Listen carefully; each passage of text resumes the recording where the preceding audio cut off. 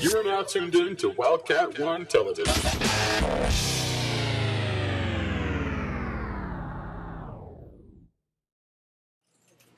Okay, so today we're doing Prezis. Today we're going to make an account for Prezi. I told you a second ago that you can create an account and it's free. They do have higher up accounts where you can store way more data, like 500 meg. Is that 500 megs? We'll see. All right, we're going to go ahead and make accounts. I'm going to show you how to do some of the Prezi too, and basically show you how it works. So here we go. All right, get you out of the way. Alright, so I'm already logged into Prezi. I'm going to go ahead and log out. That shouldn't take very long. Okay, and I'm going to click on sign up now. When you click up sign up, see the public free account, you get 100 megabytes of space, which is still quite a bit.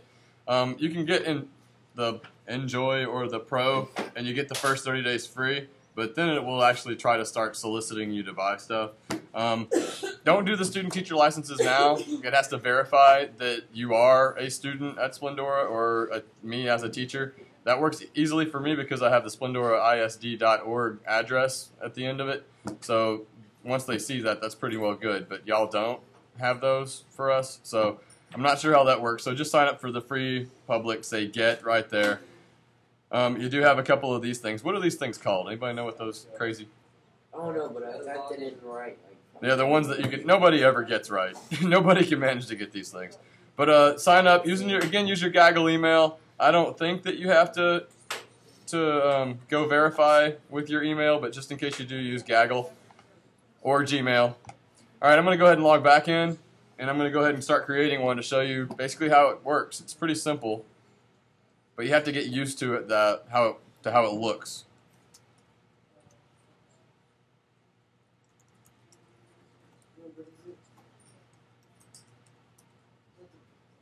Okay, I'm going to go ahead and make a new one and start from scratch. I'm going to call it example. Not going to give it a description, just going to say new Prezi.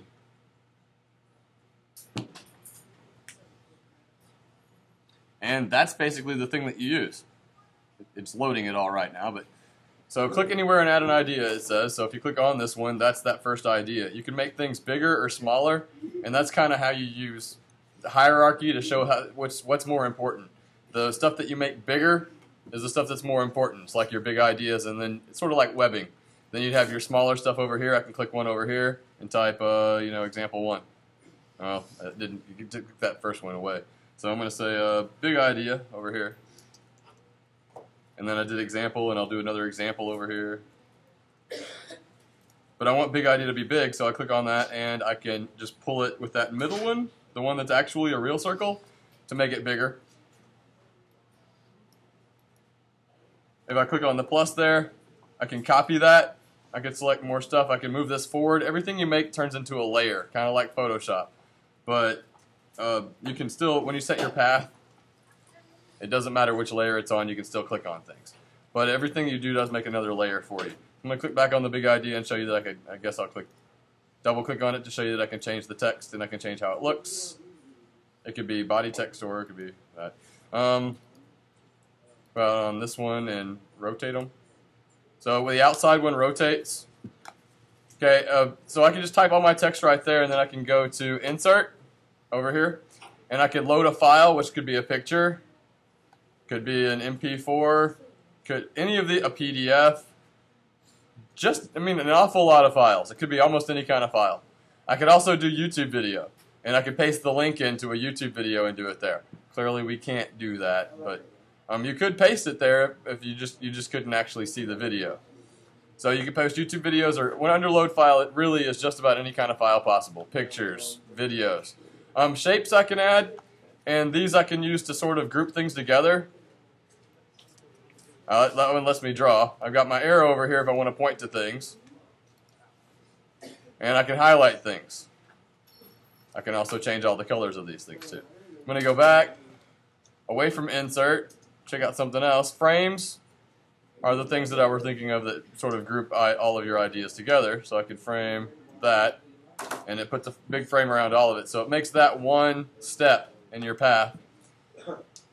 Colors and fonts, these are basically the default ones that you can pick. I always end up using this one, but you can also change these up a little bit and have different themes.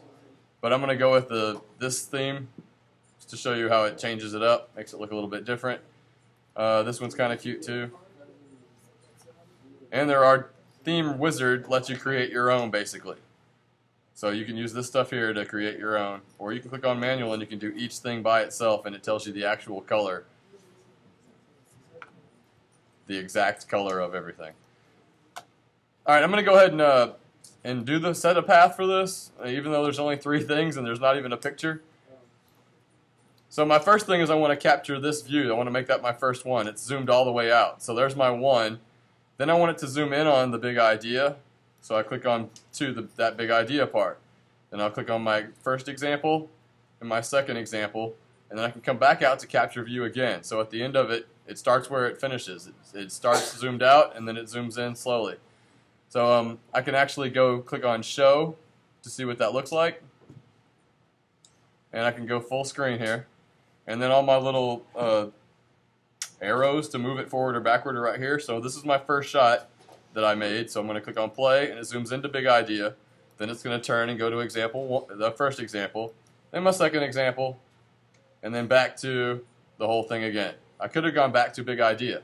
So you can tell it where to go however you want to. I'm going to undo the full screen, and you're going to see that this is going to vanish from up here. But it's still up here at the top left. That's how you create the stuff. I should have inserted some pictures. I want to show you the meeting part. You can it tells you the last time it saved itself up here also. You got some help if you can't figure out something. The meeting part, you can start presenting it online to other people and share it with everyone and show them at the same time, where I can click on invite to edit. I'm going to do that.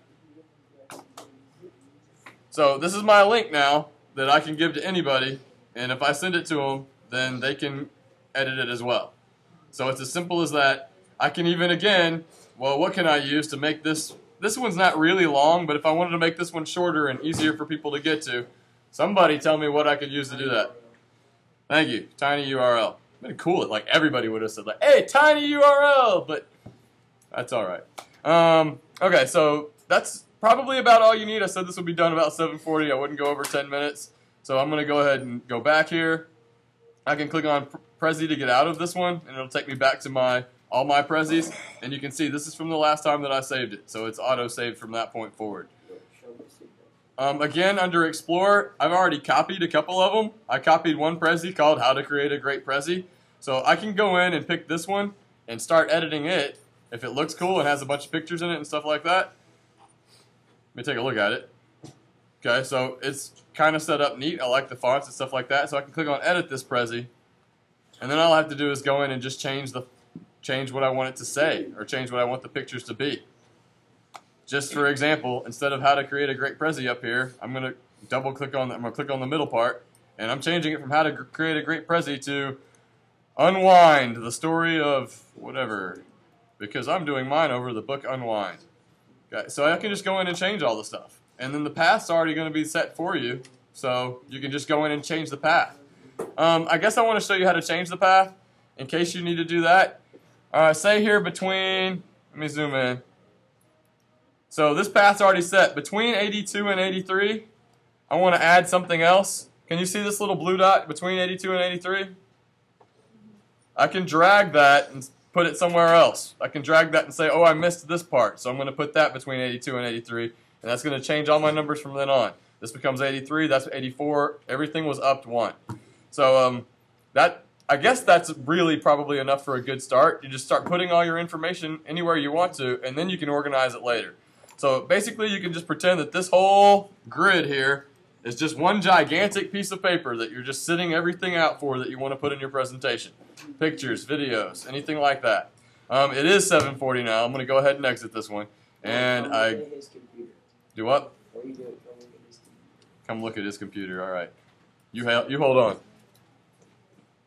Whoa. I wish I could show everybody that. All right. That's it. Any questions about that? I know every time I say that, you'll never have any questions, so you ask them afterwards. All right. Well, then I'm going to finish. Thanks for watching Wildcat One TV.